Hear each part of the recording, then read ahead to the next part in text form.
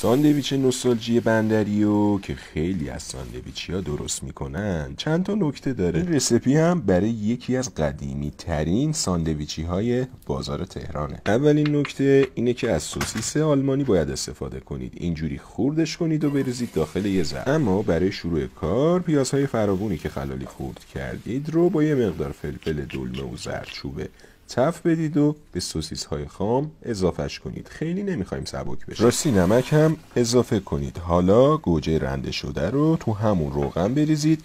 یه مقدار که آبش کشیده شد رب به همراه ادویه‌ای که گفتم رو تف بدید و در آخرم سس باربیکیو و آب جوش و دیگه آماده است.